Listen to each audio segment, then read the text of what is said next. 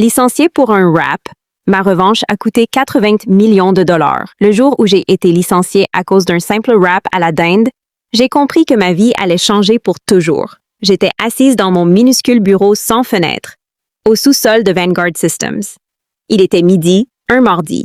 Autour de moi s'empilaient des dossiers d'audits fédéraux, pendant que les néons bourdonnaient au-dessus de ma tête. Depuis 7 ans, j'étais l'encre invisible de cette entreprise. Je suivais chaque dollar de ses subventions gouvernementales et je surveillais la conformité de ses contrats fédéraux. Personne ne remarquait mon travail quand tout fonctionnait. Mais dès qu'un problème apparaissait, tout le monde savait exactement qui appeler. Et cela me convenait. Jusqu'à ce jour. La porte s'ouvrit brusquement. Chloé, la directrice des ressources humaines, entra dans mon bureau. Elle portait un parfum coûteux et cette expression arrogante qu'elle affichait chaque fois qu'elle pensait avoir le pouvoir. Elle regarda mon bureau, puis mon assiette en carton. Elle me fixa comme si j'avais introduit des déchets toxiques dans l'entreprise. Vous savez que manger dans un espace administratif constitue une violation de nos règles internes? Je lui expliquai calmement que je prenais simplement mon déjeuner tout en vérifiant mes dossiers. Elle ne voulut rien entendre. « Venez avec moi. Vous avez une réunion disciplinaire avec la direction. » Quand j'entrai dans son bureau, une lettre de licenciement était déjà posée sur la table. Elle avait été préparée avant même notre conversation. Chloé sourit. « Votre contrat prend fin immédiatement pour violation répétée des règles sanitaires et professionnelles. » Je ne pleurais pas. Je ne criais pas. Je signais simplement le document. Puis je pris mon manteau et quittai le bureau. En passant devant la salle de repos, quelque chose attira mon attention. Sur le tableau d'affichage était accrochée une copie de ma photo professionnelle. Mon visage avait été barré au marqueur rouge. Sous la photo, quelqu'un avait écrit que j'avais été licencié pour avoir mangé illégalement et qu'il ne fallait jamais me réembaucher. Je compris alors que Chloé voulait m'humilier. Je pris une profonde inspiration et sortis du bâtiment. Mais une fois chez moi, je fis quelque chose qu'il n'avait absolument pas prévu. J'ouvris mon ordinateur personnel et consultai mon archive privée de contrats. Vanguard Systems venait d'obtenir 3 énormes subventions du département de l'énergie pour une valeur totale de plus de 80 millions de dollars. Et il y avait un détail essentiel.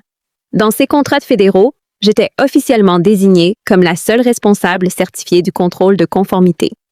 Les règles fédérales exigeaient qu'un contrôleur possédant mes certifications reste officiellement actif pour garantir la validité des fonds. Mon licenciement venait donc de déclencher quelque chose de beaucoup plus grave qu'il ne l'imaginait. Le lendemain matin, j'envoyais un simple courriel à l'organisme fédéral chargé de superviser les subventions. Je ne les accusais de rien. Je déclarais simplement que je n'étais plus la responsable officielle de Vanguard Systems à la suite d'une rupture soudaine de mon contrat. Moins de 20 minutes plus tard, je reçus leur réponse. Les fonds étaient officiellement gelés. Les 80 millions de dollars venaient de disparaître du budget opérationnel de Vanguard Systems. La raison était simple. L'entreprise ne possédait plus de responsables certifiés conformes aux exigences fédérales. À midi, la panique éclata au siège. Douglas, le directeur des opérations, reçut la notification. Il convoqua immédiatement une réunion d'urgence. Comment notre registre de conformité peut-il être vide? Chloé tenta de minimiser la situation. Elle expliqua que mon licenciement n'était qu'une petite décision administrative. Mais le service juridique comprit rapidement la catastrophe. Ils essayèrent de me remplacer par une nouvelle responsable de conformité arrivée seulement 2 semaines auparavant. L'agence fédérale refusa. Elle ne possédait pas les certifications nécessaires. Chaque heure supplémentaire signifiait davantage d'argent immobilisé et davantage de contrats menacés. Les membres du conseil commencèrent à s'accuser mutuellement. Et Chloé dut finalement expliquer pourquoi elle avait licencié la personne la plus importante de leur dispositif de contrôle pour une simple affaire de déjeuner. 3 jours plus tard, l'agence fédérale envoya une demande officielle d'explication.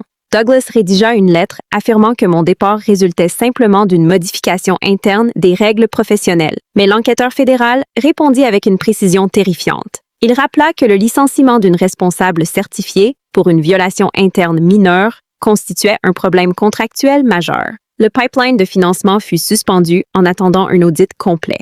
Pendant que Vanguard Systems commençait à s'effondrer, moi, je préparais mon avenir.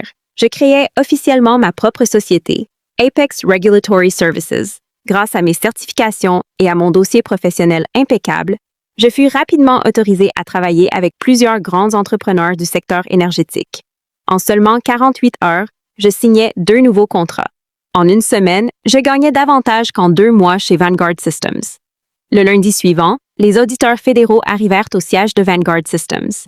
Douglas et Chloé furent contraints de rester pendant des heures dans une salle de réunion pendant que les enquêteurs examinaient leur dossier. Puis ils demandèrent les historiques de contrôle. Et là, ils découvrirent la vérité. La majorité des dossiers précis et complets avaient été créés et entretenus par moi. Sans ma supervision et sans les signatures nécessaires, Vanguard Systems fut accusé de graves problèmes de conformité sur plusieurs comptes fédéraux. Les conséquences furent immédiates. Le conseil d'administration organisa une réunion d'urgence. Douglas fut retiré de son poste. 2 jours plus tard, Chloé fut escortée hors du bâtiment par la sécurité. Sa carrière venait de s'effondrer à cause de sa propre décision. La nouvelle du gel des subventions atteignit rapidement les investisseurs. La valeur de l'entreprise chuta. Plusieurs projets furent annulés. 2 semaines après mon licenciement, le conseil comprit qu'il n'avait plus qu'une solution. Le gouvernement exigeait un auditeur externe indépendant pour superviser leur plan de restauration des contrats. Et parce que j'étais l'une des seules professionnelles certifiées de la région sans conflit d'intérêts, ils furent obligés de contacter ma nouvelle société. Je leur envoyais une proposition. Mon tarif, 5 fois mon ancien salaire. Ils n'avaient pratiquement aucun moyen de négocier. Ils acceptèrent. Quelques jours plus tard, je retournais dans cette même salle du conseil, mais cette fois, je n'étais plus leur employée. J'étais leur consultante indépendante. Les dirigeants restants étaient assis en silence. Je ne parlais pas du déjeuner, je ne mentionnais pas la photo humiliante affichée dans la salle de repos. Je ne leur rappelais même pas leur erreur. Je posais simplement mon contrat sur la table. Puis je leur dis « Mon travail commencera dès que le premier paiement sera crédité sur mon compte. » Ostom. Aujourd'hui, Apex Regulatory Services prospère et Vanguard Systems dépense encore des millions pour réparer les dégâts causés par une seule décision stupide. Chaque jour, à midi, je m'assois devant mon grand bureau avec vue sur la ville. Et je déjeune tranquillement. Cette fois, personne ne peut me reprocher mon rap. Parce que j'ai appris une chose essentielle.